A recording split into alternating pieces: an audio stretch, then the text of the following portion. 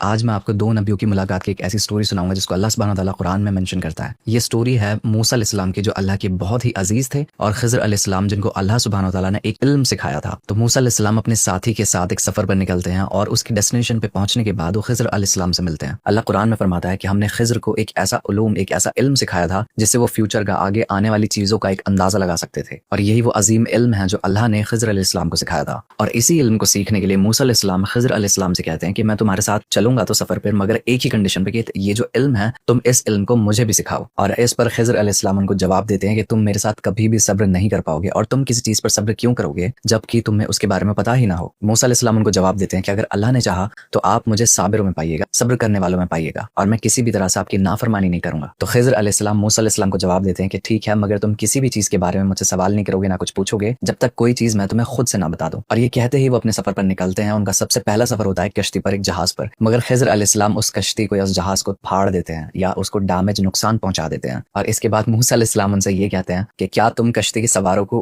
मारना चाहते थे, और अगर तुम ऐसा करना चाहते थे तो ये बहुत ही बुरी बात थी। और खिज़र अलैहिस्सलाम उनको जवाब देते हैं, क्या मैंने तुमसे कहा नहीं था कि तुम मेरे साथ सब्र नहीं कर पाओगे। तो मूसा अलैहिस्सलाम उनसे माफी मांगते हैं और वो अपने सफर पर फिर से निकल पड़ते हैं, जहां पर उनको एक लड़का मिलता है और खिज़र अलैहिस्सलाम उस लड़के का कत्ल कर देते हैं। तो मूसा अलैहिस्सलाम फिर से कहते हैं कि तुमने इस लड़के को नाहक कत्ल कर दिया और बहुत ही बुरा काम किया। और इस पर खिज़र अलैहिस्सलाम कहते हैं कि क्या मैंने तुमसे नहीं कहा था कि तुम मेरे साथ सब्र नहीं कर सकोगे। और मूसा अलैहिस्सलाम उनसे फिर से माफी मांगते हैं और ये कहते हैं कि अगर मैं इसके बाद में तुमसे कुछ पूछूं तो आप मुझे छोड़ सकते हो, मैं आपसे अलग हो जाऊंगा। और वो अपने सफर पर फिर से निकल पड़ते हैं और आगे जाने के बाद वो एक बस्ती तक पहुंचते हैं, जहां पे वो उनसे खाना मांगते हैं, मगर बस्ती के लोग उनको मना कर देते हैं। और उन दोनों को वहां पर एक दीवार दिखती है जो कि ऑलमोस्ट गिरने की कगार पे होती है। खिज़र अलैहिस्सलाम उस दीवार की मरम्मत कर देते हैं और उसको ठीक कर देते हैं। तो मूसा अलैहिस्सलाम खिज़र अलैहिस्सलाम से कहते हैं कि तुम्हें इस दीवार को ठीक करने के लिए इन बस्ती वालों से पैसे मांगने चाहिए थे। तो खिज़र अलैहिस्सलाम मूसा अलैहिस्सलाम को जवाब देते हैं कि तुम्हारा और मेरा सफर यहीं तक था, मगर मैं तुम्हें उन चीजों के बारे में बताऊंगा जिनके ऊपर तुम सब्र नहीं कर पाए। तो सबसे पहले बात थी जहाज की या फिर उन कश्ती वाले लोगों की, और वो अपना गुजारा उस कश्ती को समंदर में चला कर किया करते थे। और जिन समंदरों में हम सफर कर रहे थे वहां पर एक राजा था जो अच्छी कश्तियों को या अच्छे जहाजों पर कब्जा कर लिया करता था। तो मैंने उनकी कश्ती को या उस जहाज को थोड़ा सा खराब कर दिया ताकि जो वो राजा है वो उनकी कश्ती को ना ले सके। और जो लड़का था उसके माँ बाप ईमान वाले थे, और हमें लगा कि वो बड़ा होकर एक बदजात बनेगा और अपने माँ बापों के लिए आजमाइश बनेगा। तो हमने उसका कत्ल कर दिया ताकि अल्लाह सुब्हानहू व तआला उसके माँ बाप को एक नेक औलाद अता कर सके और उस लड़के को एक नेक औलाद से बदल दे। और जो वो दीवार थी वो दो यतीम लड़कों की थी जो कि शहर में रहा करते थे, और इस दीवार के नीचे उनका खजाना दबा हुआ था। और उन यतीम लड़कों का जो बाप था वो एक बहुत ही नेक इंसान था। तो मैंने उस दीवार को इसलिए ठीक किया ताकि उस बस्ती के लोग उनका खजाना न चुरा लें और वक्त आने पर वो वापस आके अपना खजाना खुद निकाल लें। और मैंने जो कुछ भी किया वो अल्लाह सुब्हानहू व तआला की तरफ से था,